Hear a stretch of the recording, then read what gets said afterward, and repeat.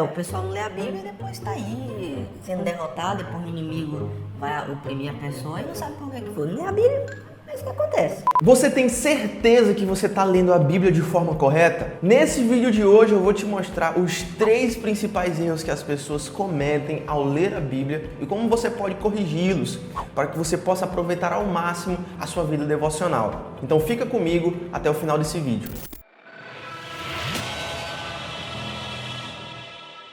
Sejam muito bem-vindos a mais um Bereia Drops Teológico, onde eu e você vamos analisar juntos algum fato, evento ou assunto à luz da Palavra de Deus, porque sim, a Bíblia tem muito a dizer a respeito de tudo o que acontece ao nosso redor. Eu sou o Rick Galúcio e vamos ao vídeo de hoje. É absolutamente impossível nós termos uma vida cristã sem o auxílio e a orientação de Deus que nós achamos na sua palavra. Infelizmente, nem todos aqueles que se professam cristãos acreditam dessa mesma forma. Um estudo recente da Life Research mostrou que apenas 32% daqueles que se professam cristãos afirmam ler a Bíblia diariamente. Bem, como eu já disse, nem todos aqueles que se professam cristãos são cristãos na prática. Até porque todo cristão genuíno sabe, e sem precisar de pesquisa, o impacto prático, o poder e o prazer que emana na leitura das Escrituras Sagradas, do Santo Livro da Palavra de Deus. Mas você já parou para pensar se você lê a Bíblia da forma correta? E você pode estar perguntando, Rick, será que tem mesmo uma forma correta de ler a Bíblia?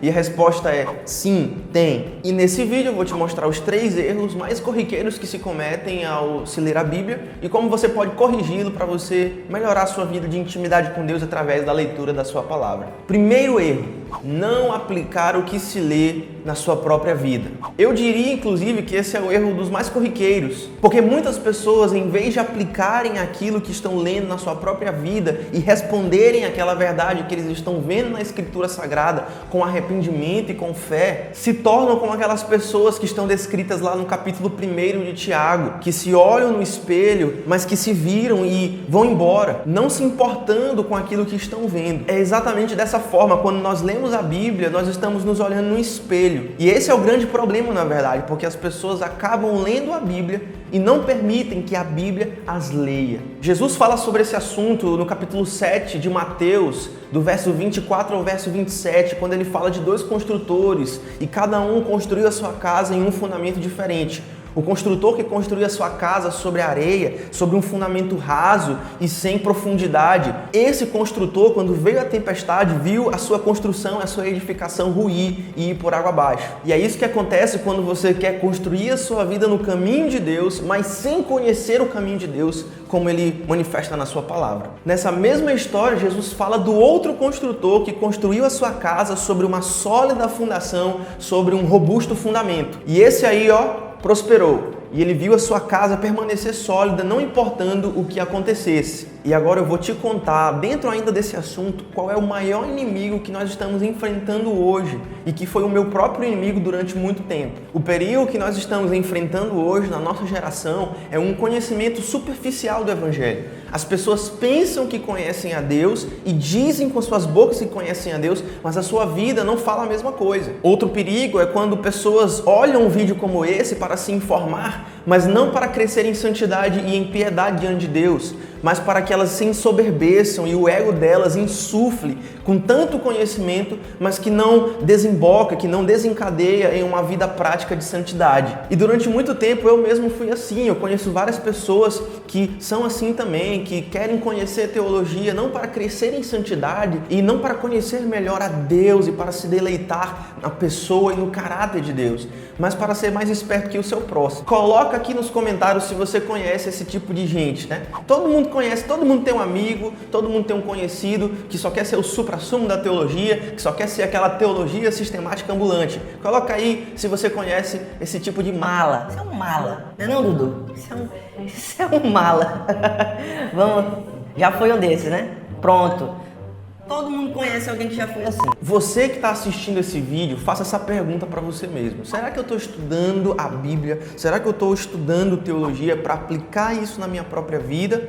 Ou será que eu só quero ser mais esperto do que o meu próximo? Faça essa pergunta para si mesmo e talvez você se surpreenda com a resposta, tá? Afinal de contas, nós somos seguidores de Cristo e não somos uma teologia sistemática ambulante. A ortodoxia, que é o conhecimento teórico da teologia, tem que andar de mãos dadas com a ortopraxia, que é a prática e a vida prática da teologia. Ou, em outras palavras, a ortopraxia é um viver santo. Então, essas duas coisas, tanto a teologia como a vida santa, não podem andar separadas umas das outras. Tudo que sai desse padrão você não somente deve tirar da sua vida, como evitar a todo custo. O segundo erro muito comum que as pessoas cometem ao ler a Bíblia e que prejudicam muito o entendimento que elas têm do texto é não pensar no que o autor queria dizer quando ele escreveu aquele texto, tanto para as pessoas da antiguidade como para mim que estou lendo agora e para você que está lendo agora. Muitas pessoas tiram do texto um sentido que realmente não está lá, fazem uma interpretação irresponsável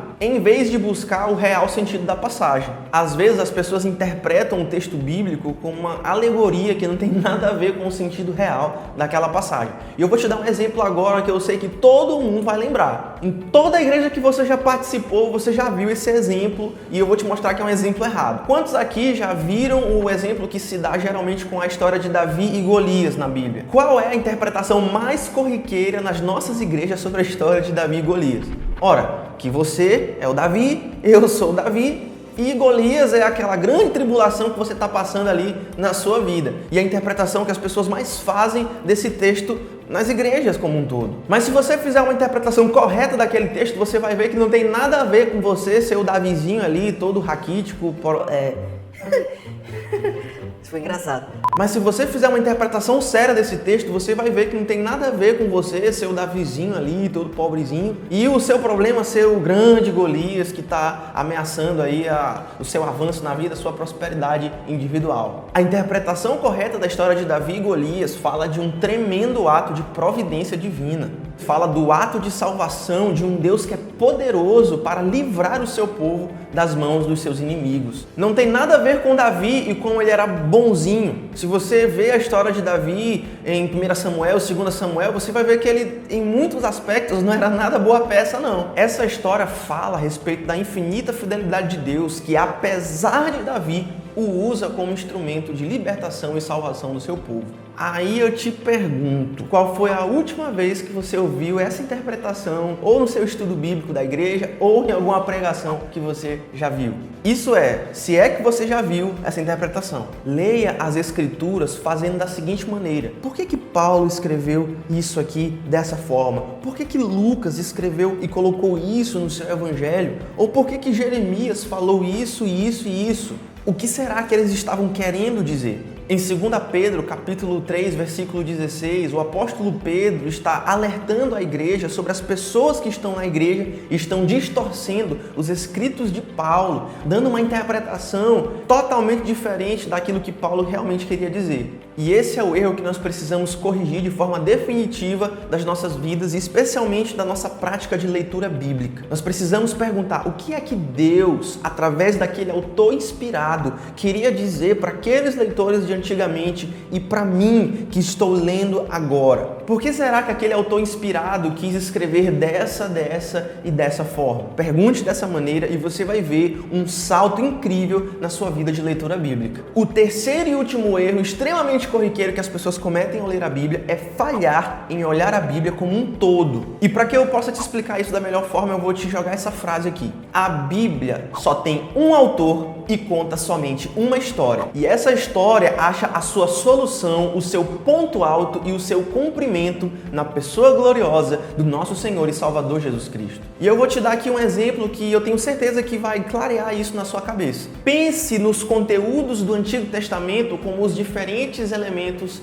da música. Pense no sistema de sacrifícios de animais, pense no sacerdócio do templo, pense no Santo dos Santos, no Santíssimo Lugar, pense na expectativa do povo de Israel em como Deus iria resolver definitivamente o problema do pecado do povo e como isso se relaciona com a figura do sacerdote e do rei. E então, o que acontece?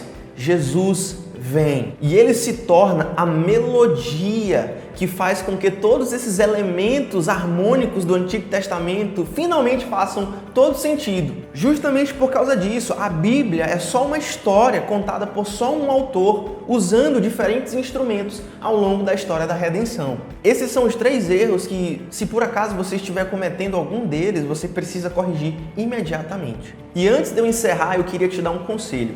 Muitas vezes, essa questão de interpretação bíblica da forma correta pode ser algo que parece complexo e que, por isso, tende a te paralisar. Porque muitas vezes a gente vai pensar, meu Deus, eu vou fazer essa interpretação errada, eu vou entender tudo errado, então é melhor nem fazer. Mas não deve ser essa a sua atitude, meu amado, minha amada que me ouve nesse momento. Nós precisamos pensar da seguinte forma, nós temos um Pai amoroso no céu. E a Escritura nos diz que Ele olha para o aflito e abatido de espírito que treme da sua palavra. O nosso Deus e nosso Pai é completamente interessado em que nós o conheçamos através da sua palavra. E Ele prometeu que o Espírito Santo vai nos auxiliar no entendimento daquilo que está ali naquela porção das Sagradas Escrituras. Então, muito embora seja importante você se aprofundar no entendimento das ferramentas de interpretação bíblica, ok, estude hermenêutica, estude exegese, mas lembre-se que a maior ferramenta de interpretação bíblica sempre será o auxílio de quem a escreveu, o Espírito Santo de Deus, que me guia e te guia a toda a verdade. Deus não está brincando conosco, Ele não está fazendo uma espécie de jogo de esconde-esconde com a gente. Ele quer de fato que nós entendamos a sua palavra da melhor forma possível. Até o ponto em que eu e você possamos dizer, como o salmista no Salmo 119, versículo 18, que diz assim: ó Deus, abre os meus olhos para que eu veja grandes coisas na tua palavra. Corrija esses erros imediatamente e se prepara, meu querido, para andar em lugares altos com Deus. Essa é a minha oração e que Deus te abençoe. E se esse vídeo te abençoou e essas informações foram de grande valor para você, eu peço que você agora, em nome de Jesus, agora, não se esqueça de curtir, se inscrever e compartilhar esse vídeo com quantas pessoas você puder. Isso ajuda a nossa mensagem a chegar mais e mais longe e abençoar e transformar a vida de mais e mais pessoas. É isso aí e até o próximo Bereia Drops Teológico.